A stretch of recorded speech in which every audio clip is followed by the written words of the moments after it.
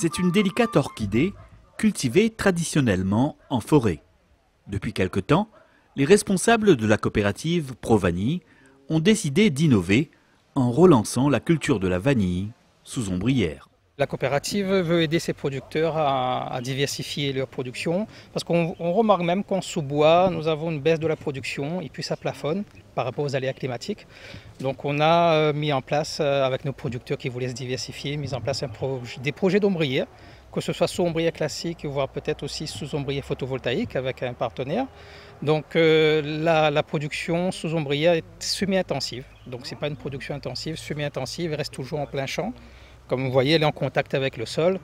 Fils d'agriculteur, Wilson Péribet s'est installé en 2007 en reprenant l'exploitation de son père. Mais dans cette famille de Sainte-Rose, la culture de la vanille, c'est une plus longue histoire. Mon grand-père était fait, mon tonton était fait, mon papa aussi était fait. Donc après, les enfants de chacun l'ont continué. Ou depuis ma maman, je suppose, ou travaille dans la vanille. Oui, maman a vu ce que c'est. Hein. Producteur cannier, Wilson cultive également de la vanille en sous-bois dans la forêt de Sainte-Rose. Cette nouvelle ombrière est pour lui l'occasion de diversifier sa production. Je connais que ça veut dire planter, mais sous l'ombrière, elle est un petit peu difficile. Le temps est acclimaté, sous-bois, on a un petit peu d'ombrage.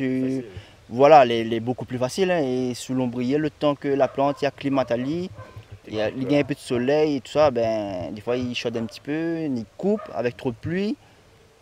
Donc voilà. Pour toi, c'est un défi aussi de pouvoir réussir à ça, quoi. Hein. Bien sûr, mais je suppose. Hein. De toute façon, il veut pas pousser, hein, on en fait tout pour. Hein. On a un joli pied, on a de belles racines ici, on a le cœur qui est encore vivace, donc on a plein de racines qui descendent. Donc là c'est super, c'est un joli pied. Donc là c'est un très bon signe. Là. Un très bon signe. Très bon signe de vivacité du vanillé. On voit au niveau de la couleur aussi, il n'y a pas de souci. Afin d'optimiser la réussite de sa plantation, Wilson a pu obtenir de sa coopérative des jeunes plants de vanillé sélectionnés. Au niveau de la coopérative, donc, on a une ombrière qui produit des plants pour les futurs producteurs de vanille. Et là, ce sont des plants qu'il a reçus donc, en début d'année pour pouvoir implanter son ombrière. On a des variétés élites qui ont été sélectionnées depuis plus d'une vingtaine d'années avec le CIRAD.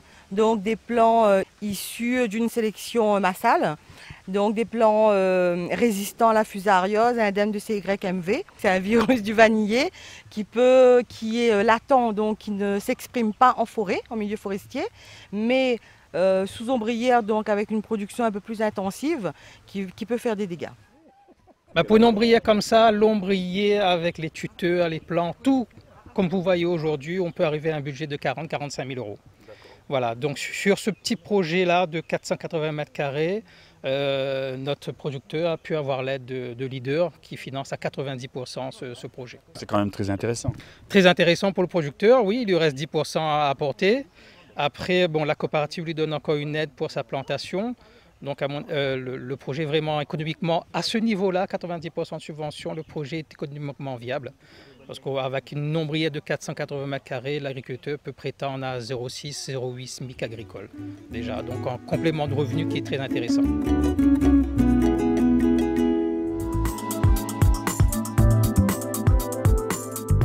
C'est une alternative intéressante à la production traditionnelle de vanille en sous-bois. La coopérative ProVanille mise en effet sur le développement de la culture sous ombrière de cette orchidée emblématique. L'intérêt, c'est déjà de maintenir une production constante. En forêt, nous avons des pics et des baisses de production. Hein. On peut passer d'une année de 10 tonnes de vertes à 4 tonnes de vertes, ce qui était le cas ces 2 dernières années. Donc la mise en place de ces ombriers-là, le but c'est de maintenir un minimum de production avant de prétendre à une croissance, mais au moins maintenir une production constante. Et ensuite, plus on aura d'ombriers, plus peut-être qu'on va augmenter la production et répondre un peu au marché. Une vingtaine de projets sont actuellement dans les cartons et certains d'entre eux ont déjà vu le jour, comme ici à Saint-Philippe, chez Jean-Michel Salvan. Avec l'accompagnement technique de la coopérative, on a pu mettre en place le projet et faire la demande de subvention et faire la réalisation et réaliser le projet. Donc aujourd'hui, j'ai toujours en parallèle ma vanille en sous-bois. Je m'occupe également de mes parcelles et en plus je m'occupe aussi de la serre.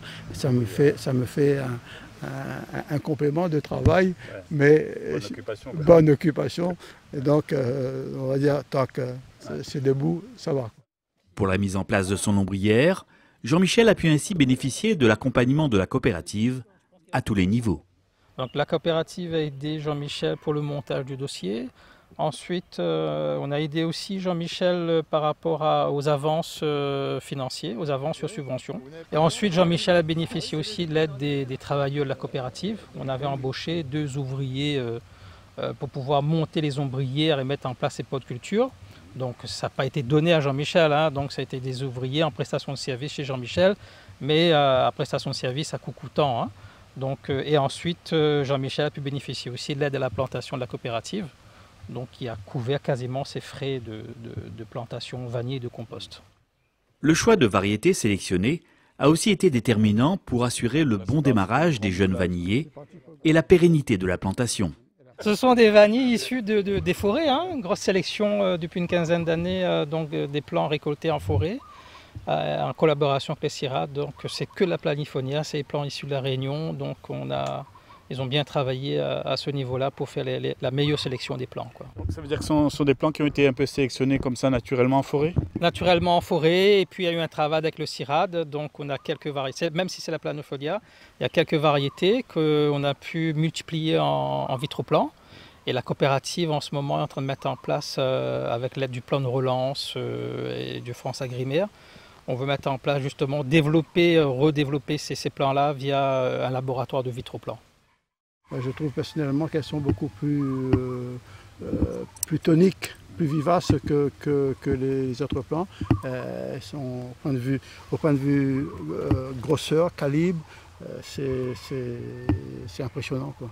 Une variété sur laquelle on fonde beaucoup d'espoir. Beaucoup d'espoir pour renouveler les souches déjà en forêt, quoi, parce que le gros problème en forêt, c'est renouveler les souches.